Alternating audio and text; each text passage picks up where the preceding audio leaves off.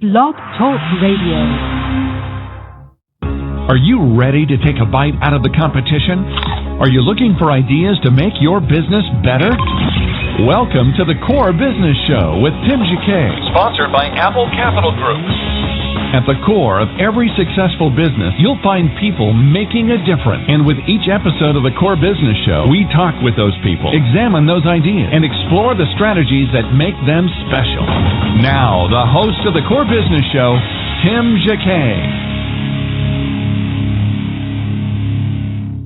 Good morning, everybody. Welcome to another episode of the Core Business Show. I'm Tim Jacquet, your host. Today, our topic is how to get to start as a government contractor. I'm sorry, someone just handed me something.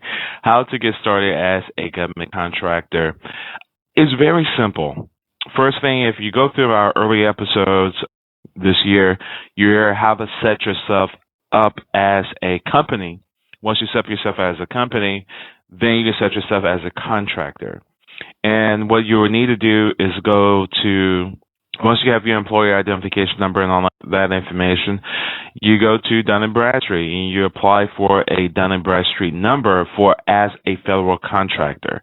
So you will get that within 1 day. They're obligated to get it timely because the government has an agreement with them to get people who apply as a government contractor who has slightly different numbers, quicker numbers, because they're trying to close a particular contract, and they can't bid on the contract unless they're listed in Dun & Bradstreet.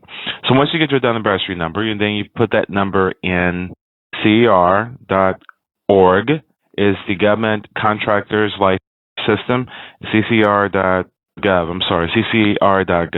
So you go and register under CCR.gov. It's called Central Contractors Registration.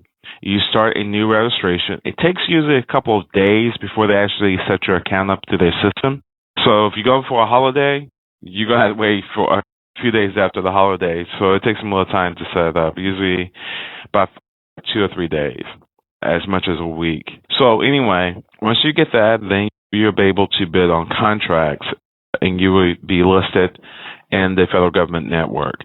Also, if you want to look for opportunities, go to Federal Bids Ops or FBO.gov, and there's opportunities there. But here's some information on how to become a contractor. Becoming a contractor or subcontractor for the U.S. government can bring a lucrative ongoing revenue to your business. But doing business with the government is very often different than very typical business-to-business selling. Sales cycles are much slower. There's a process that must be followed, and you must face stiff competition from large companies with more experience. In fact, the process can seem overwhelming, especially if you haven't started, and you need to be prepared to spend a lot of time and effort before you start bringing in large contracts. So, how do you get from your foot into the door? Start bringing in money now and cut down on the learning curve. I'm trying to think of the words. Okay, so start by selling locally. Municipal agencies in your cities, towns, government, such as water, sewer commissions, parking bureaus, board of education, ports, all of those you can sell and probably quicker. But I can't really discount that because you can sell if you get in with the right buy-in agency at the right buy-in agency time. You will be able to procure some things pretty quickly with them. And if you listen to other episodes, we go through the steps of how they actually buy. So anything is under $3,000, they can buy on the spot. Under $20,000, they can buy on the spot. Okay, so what is your ideal client? Make a list of your local agency, which one might be of interest to you and your product and service. Target the top 3 agencies that you think that most likely would need your products or services. Don't try to be all things to all people. Number 2, find out what your needs are. Let me go back to the ideal client. You got to specialize in a particular field. If you specialize into it, you know the ins and outs of that, and you maybe say, hey, I'm a specialist in HP products. I'm a specialist in service. I'm a specialist in this. Okay. Of course, if you're going to be a specialist in servers, you know you need to have Exchange and all the other services that are going to be offered with it, networking, Windows and things like that. So, but it's still specific for that particular genre. Okay, find out what the agency's needs. And you can call them, and they'll give you what the forecast and give you the website. They can give you agency forecasts on it. You can go to the OSCOBU website, Office of Small Business Development. They're going to help you lead you in a direction as well. Call OSCOBU, oscbu.gov. Yeah, I was right. dbu.gov. And those kind of interagencies that you can look at their website, osdbu.gov, and they have a conference every year. They just had one a few months ago. They have it in April every year. But you look at their list, and they list all the small development agencies, and you can contact that small development officer for small disadvantaged businesses, and go to their website, and they will give you the agency contact for that. Also, you can go to each agency website, and they'll have a small and disadvantaged business officer on that as well, who can lead you away. Okay, let's go back to finding out what you need to see. Find out who's responsible for creating the request of proposal, which is the FPs for the agency. Who's in charge of purchasing, how they prefer to be contacted, get as much information as you can as well. And also, you want to determine the price. Remember, the local agencies are usually required to give 3 bids and take the lowest one. Sometimes they do the best value, so you might want to say, how do you ask them exactly is the lowest bid or the best value? They have that judgment call, and they'll tell you it's going to be the lowest bid. If it's a pencil, lowest bid, because when you get pencils, night and day. Before you lowball yourself and losing money on the deal, carefully look at the aspects of the bid. Make sure that you can live with the bid terms, okay? Also, the 1, 2, 3, 4, 5, create a marketing strategy.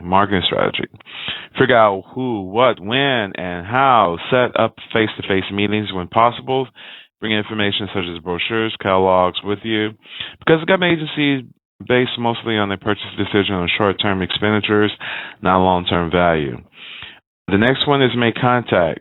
Make an initial contact, and you just want to practice calling them. Ask them what they want to see. How can you help? Say, I'm new. Can you help me out? Who do I need to talk to? Those type of things get you a long way. Just be real and honest with them, okay? If you're new, so just say, give me a chance. Tell me what I need to do to earn your business, okay? The next one, first meeting. Your objective here is to listen to what they have to say. They'll tell you exactly what they need because they want you to make their job easier.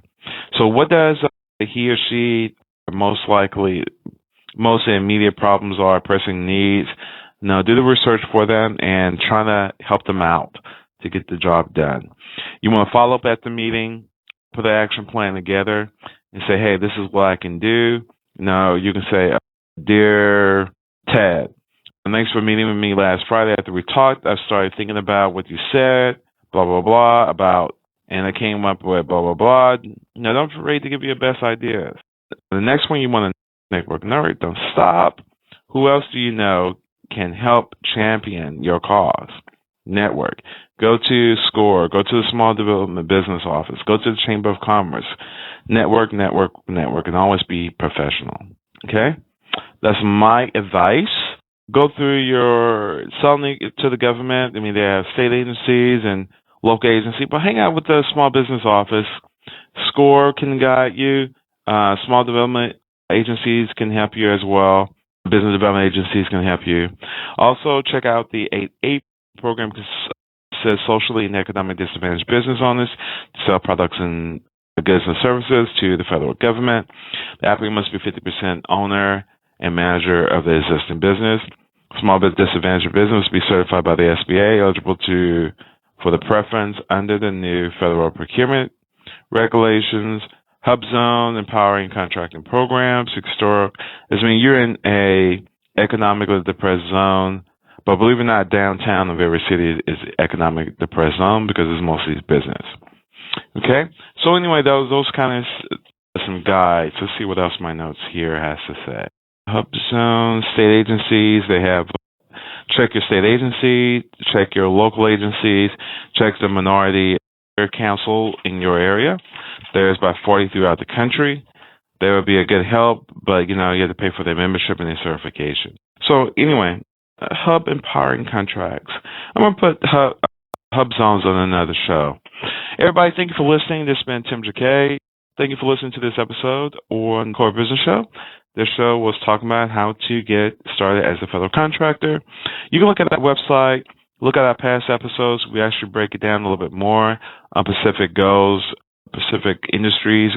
We have shows on the SBA. We have shows from the Oscar Bill's office, how to buy and sell contracts, how to sell to the government agencies. Everybody, thank you for listening. Have a great day. I'm Tim Jacquet, your host. Take care.